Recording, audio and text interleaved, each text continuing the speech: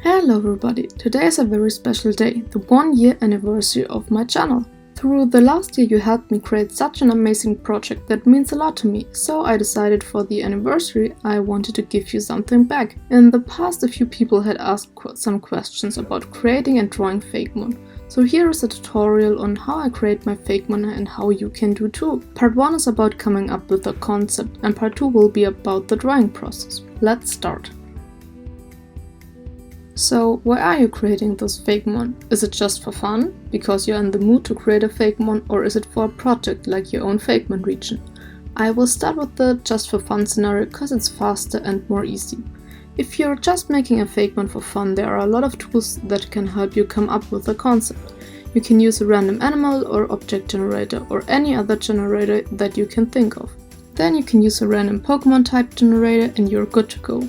Or maybe your friends have cool ideas. Ask them and you will find out. However, if you're making a Fakemon for your own region, there has to be done a little more work and preparation before. You should at least know vaguely what your region is based on, or if your region is based on anything at all. This can be a real country, city, continent, or something completely different like movies or songs, or a concept like the apocalypse or a medieval fantasy world. It's totally up to you. Basing a region on your home country is usually the easiest thing to do, since you're already most familiar with it.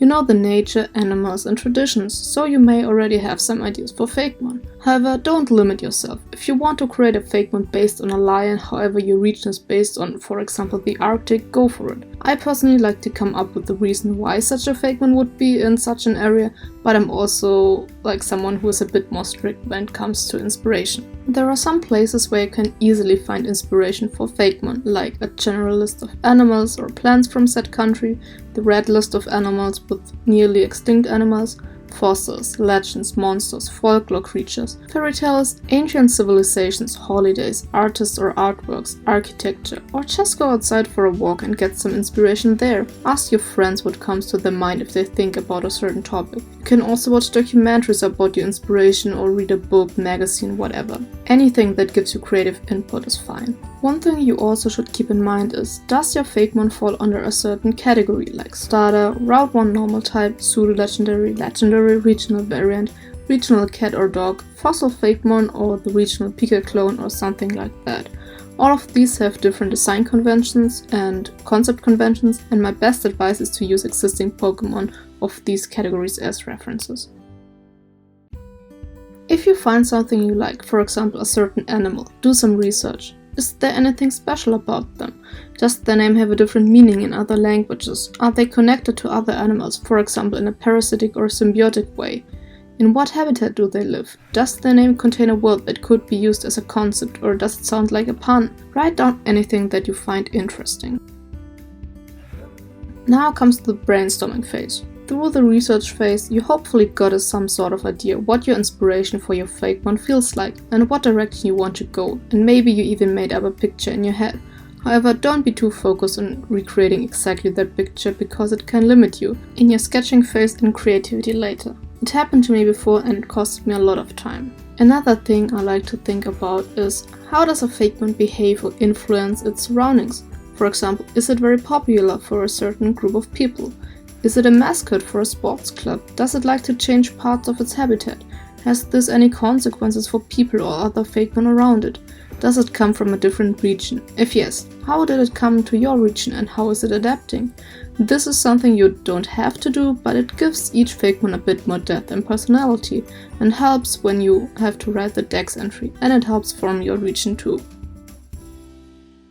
Now's the point where you should choose a typing, because you will need it before you start sketching. There are 16 typings to choose from. Each of them have different design conventions, color palettes, personalities, etc. Most of the time I come up with the typing during the brainstorming phase. If you want to make a whole region, make sure everything is balanced and that every type has at least 2 or 3 Fakemon to choose from.